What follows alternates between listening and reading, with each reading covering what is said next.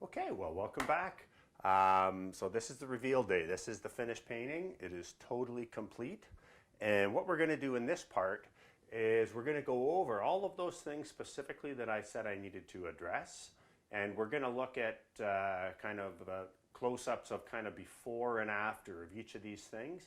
And then we'll look at some really high resolution images of the entire painting. And you can see how a lot of these little subtle things that I've done have just all come together to make the entire painting that much more impactful.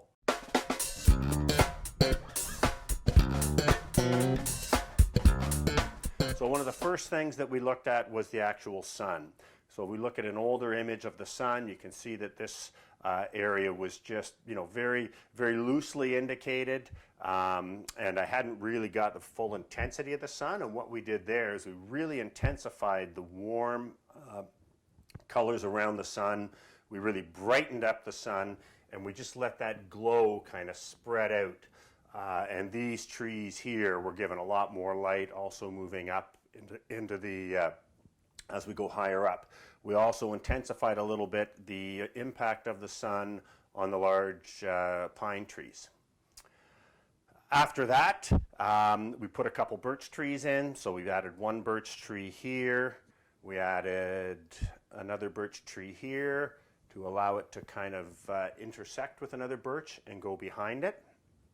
When we look at the ground clutter all along the bottom here, initially it was just the base color of the canvas, the tone color of the canvas, that crimson showing through. We've gone in through here now and placed a lot of just dots of other color, a lot of purples, browns, blues, greens, that just really adds to that whole idea of finish. When we look at our birch trees, we had the birch trees blocked in, but what we've gone in and done is we've added a really fine highlight for a rim light on the side facing the sun and kind of the bounce of the skylight on the side towards the shade. Then we looked at the actual foliage over here on the right, where I found it a little bit too dark, so we've gone in there and we've just added a little bit more lighter color and a little more variety in color. And that's really kind of just opened that area up a little bit. Then when we look at all the rest of these trees here, these were all blocked in and pretty much just flat black. What I've gone and done is subtly on the side that's facing towards the sun, we've added some reds and browns, and on the side that's away from the sun, it goes into some purples and blues. And so again, it's just that subtle thing that's really not that visible from far away, but as we move closer to the painting, it reveals itself to us, and again, it just adds to that light effect. I guess the other thing that I should say is the closer we move to the sun, the more intense that effect is. And then one of the final things that I did, wherever we have the branches that are going horizontally, in some of those instances, I've put a lighter stroke of color in here to indicate that one branch is going in front of a tree or another branch. And again, one of those subtle things, not that visible or visible at all from far away, but as you come close, more detail reveals itself. And then the final thing that I did was the signature over here, which again just adds as a horizontal to encourage our eye to come in from the left and move over towards the right side of the painting.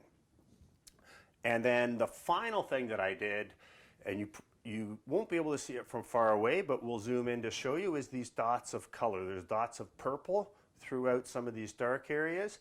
And again, just as you move closer, it just engages the viewer more as they see more. And all of these things together, though, go together to really give this painting a lot more pop than it had when we first looked at it. And so I definitely know it looks much better than it did then. There's nothing I know now that I can do to make it better, and there's nothing that bugs me, and there's nothing that needs to be fixed. So now I can call this piece done. So it's actually a commission, and we're just waiting for it to be sufficiently dry, and we'll be shipping it off to the galleries for its new owner to see. So thank you for joining me with this series. I hope that's really helped you in terms of answering that question, how you know when a painting is finished and how you kind of work your way through it. So we'll see you next time.